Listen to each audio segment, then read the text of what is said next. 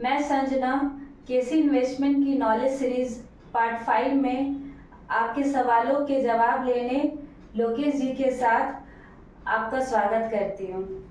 आज इक्विटी से हटकर डेब्ट के बारे में हम चर्चा करेंगे। सर, सबसे पहला सवाल कि डेब्ट फंड होता क्या है? कि डेट एक एसेट क्लास है जिसमें बैंक, गवर्नमेंट बॉन्ड्स और नॉन बैंकिंग फाइनेंशियल इंस्टीट्यूशंस के पेपर बोलने से उनके बॉन्ड्स या एनसीडी, ये सब ट्रांजैक्ट होते हैं। इन सब के ऊपर ट्रांजैक्शन होता है। में सबसे इम्पोर्टेंट चीज इसमें क्या होता है कि जो भी बॉन्ड्स या जो भी जिनको हम पेपर बोलते हैं वो हम लोग का एक फिक्स मैच्योरिटी के रहते हैं और उनका एक फिक्स कूपन रेट जिसको हम लोग इंटरेस्ट भी बोल सकते हैं। अभी बैंक को अगर फंड रेज करना रहता है तो बैंक अपना सर्टिफिकेट ऑफ डिपॉजिट्स इशू करता है, रेगुलर इंटरवल पे बॉन्ड्स इशू करता है।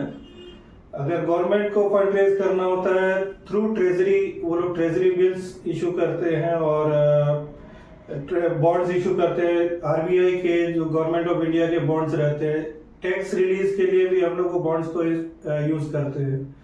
तो जितना ये सब इंस्ट्रूमेंट्स है जो जिसमें एक दिन से लेकर 10 साल 20 साल तक का फिक्स मैच्योरिटी को बेस पे कुछ कूपन रेट का लेकर बॉन्ड्स इशू किए जाते हैं, पेपर इशू किए जाते हैं, ये सब पूरा एंटायर मनी मार्केट या डेट मार्केट इसको बोला जाता है।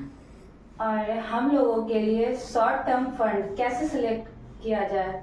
अभी जैसे मैं बात कर रहा था ट्रेजरी का जो ट्रांजैक्शन होता है, वो अगर उसमें हम लोग ट्रेजरी अगर पेपर्स इशू करता है, स्टैम्प पेपर्स या जो शॉर्ट टर्म पेपर्स इशू करता है, उसके लिए उसको फिक्स फंड का जरूरत होता है। वो इंस्टीट्यूशन से फंड रेज करता है on basis of bonds, on basis of treasury bills. वो ट्रेजरी बिल्स एक दिन से लेकर 15 दिन का मैच्योरिटी पे होता है। अगर मेरे को उसमें पैसा लगाना है, फिक्स इंटरेस्ट मेरे को मिल जाएगा एक दिन में के लिए भी। अगर ट्रांजेक्शन होता है तो 6% 7% के हिसाब से अगर मेरे को इंटरेस्ट मिल रहा है तो मैं उस पेपर में डालता हूँ। बट मैं डायरेक्टली उस पेपर को मेरे को एक्सेस नहीं है, थ्रू इंस्टीट्यूशंस जाना है। तो हाँ, तो म्यूचुअल फंड्स के पास ये एक्सेस है, वो ट्रेजरी बिल्स और शॉर्ट टर्म पेपर्स में वो इन्वेस्टमेंट करते हैं।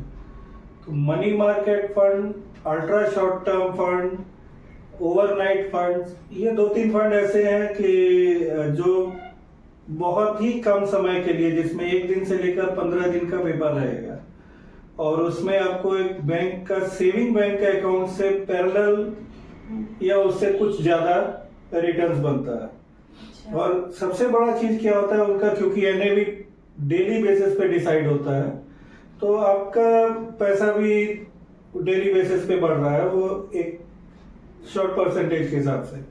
अभी मेरे को डिसाइड करना रहता है कि मेरे को फंड्स कितने दिन के लिए पार्क करना है। Okay. अगर मैं एक बिजनेसमैन हूँ और मेरे पास कहीं से एक बड़ा फंड आया जिसका जरूरत मेरे को 20-25 दिन बाद है, वो 25 दिन के लिए मेरे को अगर फंड पार्क करना है तो मैं अल्ट्रा शॉर्ट टर्म में या ओवरनाइट फंड में पार्क करूंगा। अगर पैसा मेरे पास 6 महीने से ज्यादा का है तो मैं शॉर्ट टर्म इनकम फंड में पार्क करूंगा। और 1 साल से अधिक फंड का है तो मैं उसके हिसाब से शॉर्ट टर्म मैच्योरिटी फंड्स में, जिसमें जो पेपर का क्वालिटी है वो मैच्योरिटी उनका 1 साल या 1 साल से के अंदर का है, वैसा मैच्योरिटी सेलेक्ट करके मैं फंड सेलेक्ट करूंगा। और एक चीज और हम बताना चाहेंगे कि जैसे सैलरी क्लास है, सैलरी क्लास को एक कुछ दिन के लिए पैसा उनके सेविंग अकाउंट में पड़ा रहता है। सैलरी क्लास जो जॉब करते हैं, राइट, जो सैलरी क्लास जो जॉब कर रहे हैं तो उनका महीने का 1 तारीख को उनका फंड क्रेडिट हो गया। अब वो 20 तारीख या 15 तारीख का उन्होंने एसआईपी डेट है या कोई ईएमआई का डेट है 10 तारीख का, अब 10 दिन के लिए पैसा उनका स्टैंड अलोन पड़ा हुआ है। उस 10 दिन का अगर मैं लिक्विड फंड में या अल्ट्रा शॉर्ट टर्म में मेरा फंड पार्क होता है तो वहाँ का मेरे को इंटरेस्ट बेनिफिट मिल जाएगा। तो एक हम लोग प्लानिंग क्या करवाते हैं कि आप अल्ट्रा शॉर्ट टर्म में फंड आप हर महीने एसआईपी एक ले लीजिए और उस एसआईपी से आप फर्दर स्विचिंग कर दीजिए 20 तारीख के बाद का। तो 20 तारीख तक आपका सब ईएमआई कट जाएगा। उसके बाद आपको रेस्ट मनी जो होगी जो रेस्ट मनी है वो आपका किसी इक्विटी फंड में पार्क हो गया। अब वैसा करके बहुत छोटा छोटा इंटरेस्ट आता है, बट दैट गिव्स ए साल के अंत में देखिएगा तो आपको 6%, 5%, 6% का गेन मिल जाता है, जो आपको बैंक से बहुत ज्यादा है। बहुत ज्यादा। एग्जैक्ट जी सर, एक और क्वेश्चन है, फिक्स मैच्योरिटी आपने एक वर्ड यूज किया, जी। वो म्यूचुअल फंड में क्या इम्पैक्ट है उसका? एक कोई भी डेट पेपर्स जो हम लोग यूज करते हैं, कोई भी ट्रेजरी का है, हर बॉन्ड का या एनसीडीज का मैच्योरिटी फिक्स है। अब जब तक वो मैच्योर नहीं होगा वो इंटरेस्ट किसी भी फंड में क्रेडिट नहीं होता। तो एक एज्यूम्ड इंटरेस्ट अगर कैलकुलेट कर रहे हैं या ट्रांजेक्ट करके आप कर रहे हैं, तब वो उसमें आपका फंड्स में वो वैल्यू क्रेडिट होगा। अभी अगर मेरा मैच्योरिटी 2 साल का है और मैंने फंड को रिडम्पशन डाल दिया 1 साल बाद, तो मेरे को उसका एक्चुअल जो बेनिफिट जो मिलना था वो नहीं मिलेगा। ऐसा बहुत होता है। ऐसा होता है। तो जब भी हम लोग डेट फंड सेलेक्ट करते हैं बेस्ड ऑन मैच्योरिटी, हम लोग विड्रॉल करते हैं। एक और प्रोडक्ट है इसमें फिक्स मैच्योरिटी प्लान जो क्लोज एंडेड रहता है म्यूचुअल फंड्स में, एफएमपी भी जिसको बोला जाता है। अच्छा। इसमें बेस्ट पार्ट क्या होता है कि इंडेक्सेशन बेनिफिट होता है, जिसमें 1000 दिन का पेपर हो गया या मोर देन 3 इयर्स पेपर रहता है, वहां पे आपको टैक्सेशन में इंडेक्सेशन का भी बेनिफिट मिल जाता है। ठीक। अच्छा सर, डेब्ट एसेट क्लास में टैक्सेशन का क्या इम्प्लीकेशन है?